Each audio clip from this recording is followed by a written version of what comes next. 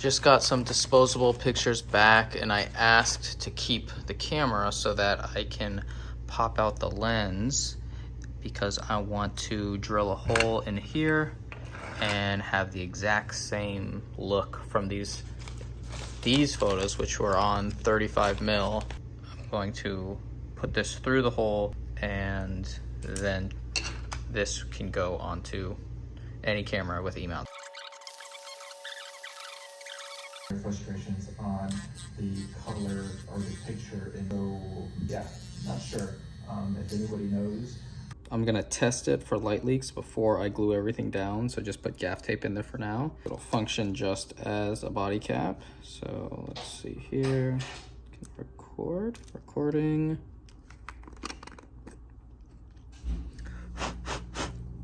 Try to get all that dust out. And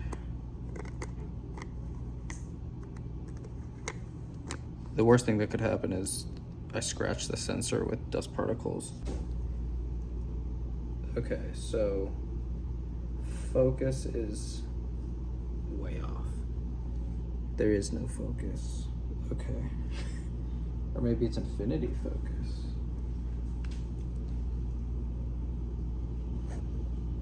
No, the focus is not good. No matter how far I get back, even at infinity. So I gotta figure something else out.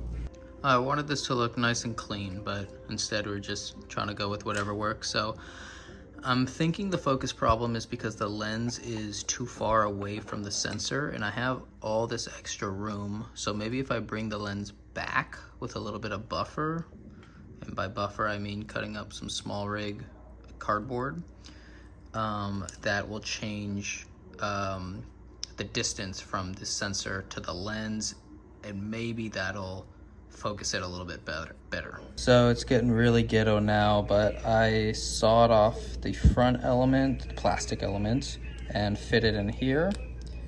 And then the back has the little bit of cardboard with tape. So just gonna make sure things don't fall off. I mean, you can see my fingers. I'm sure there is a ton of dust around, so not quite clinical, and I'll have to probably do some cleaning to the sensor afterwards. But I'm just gonna see if that little bit of distance, 2-3 millimeters, has any effect on the focus range.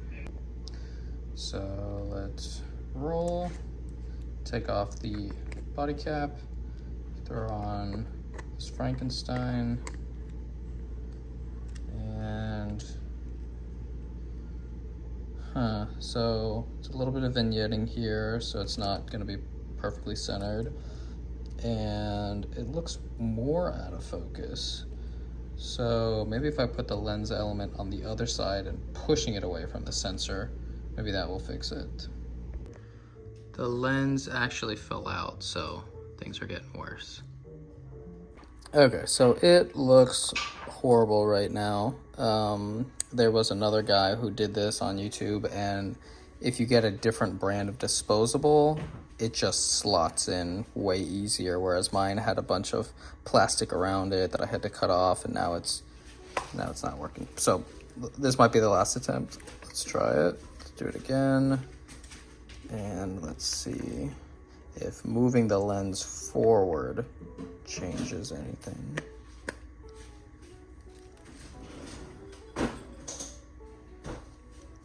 It's definitely focusing better. It's got a lot of like this almost like streaking fringing towards the sides, a little bit of vignette here. It's better. If that little bit of distance moving the lens from behind the lens cap to in front made it better, what if I put these spacers back in and push it out even further? I don't know what round we're on now, but it's looking gnarly.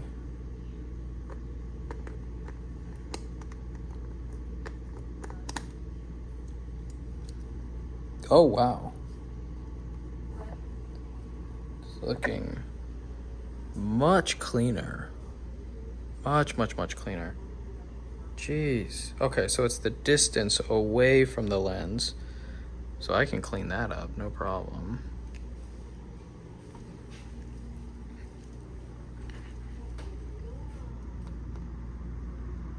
Yeah, that focus is usable. Cool. So I'll figure out a way how to clean all this up and super glue things, and it kind of works. I was so close. So I looked at all the old super glue tabs that I had open, finally found one, and when I glued the plastic lens inside here, it started to smoke up, and now the lens is completely ruined. It's all foggy. So I'm thinking about just starting over and getting that Kodak one that I saw in that YouTube video.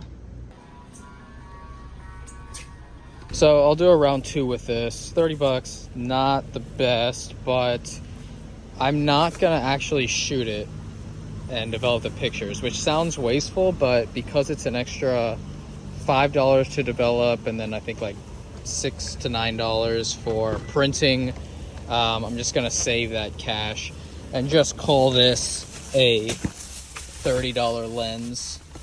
And this one, like in that YouTube video, has a much better setup where you take the screws and you lift off the mounting of the lens, so it should be much more flush and easier to mount. But the Fujifilm one that I had, I have seen 2 rolls with it, because I had a disposable, my brother had a disposable, and both of ours came out with this kind of warm tint. So I don't know what this plastic lens, what characteristics it has. I really like that Fujifilm one, but the one from that sample video looked really nice and punchy and saturated. I don't know what color grading he did, but I'm gonna take this one apart now. Okay, so I gotta just remove this screw and this screw. This should pop off very easy.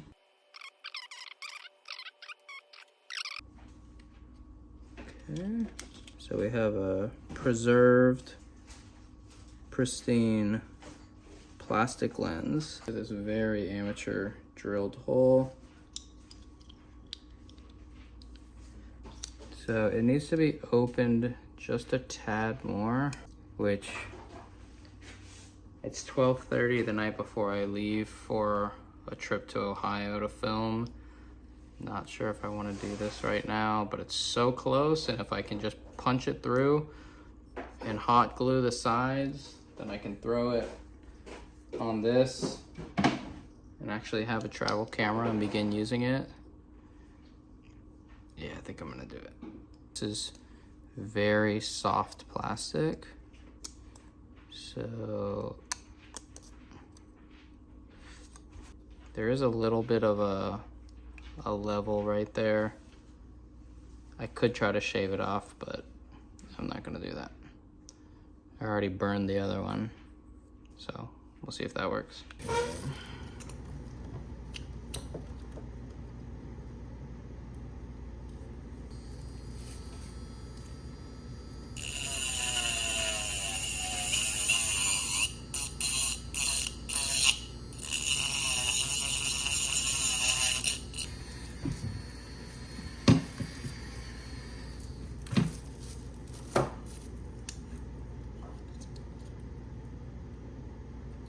Feel it. There we go. It's got some tension in it too. Okay, so that's enough tension. And roll.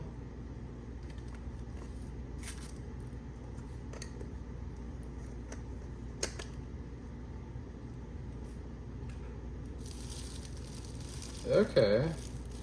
There is a little bit of vignetting,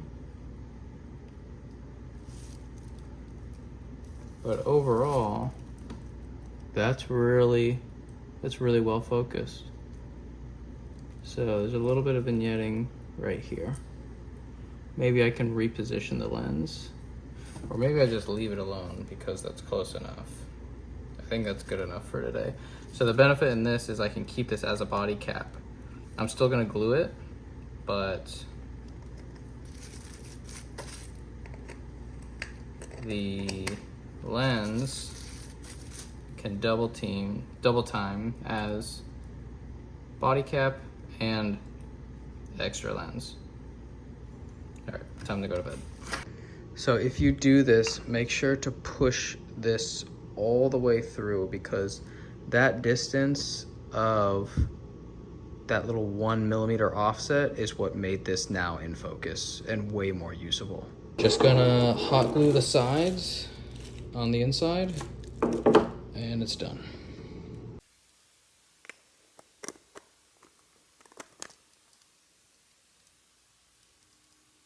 Oh, wow. Oh, that's it. That's perfect focus. Really? Yeah. I had to push the lens through a little bit. It got stuck. That is great. Oh. Minimum focus is about 1 meter, which is normal for this camera. That came out so good.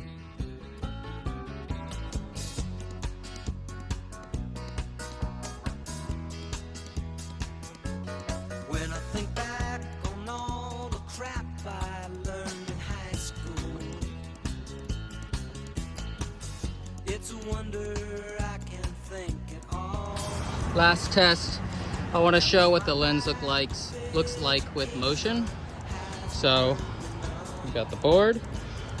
We're gonna post up at the ledge, let it roll in 1080, 50 megabytes per second, and show you guys what it looks like for video.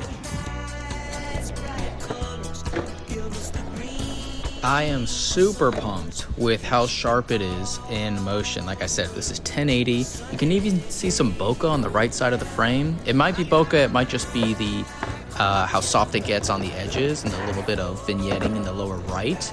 But this is completely, it can be usable for the right situation that calls for it. And I like how lo-fi it is. That's the whole point of it.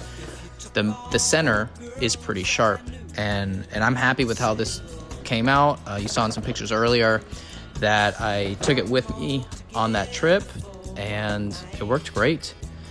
Fortunately, this backtail backside flip did not work out, so I need to go back for that. And if you've ever filmed skateboarding, then you know why I'm doing this. And everything looks worse in black and white.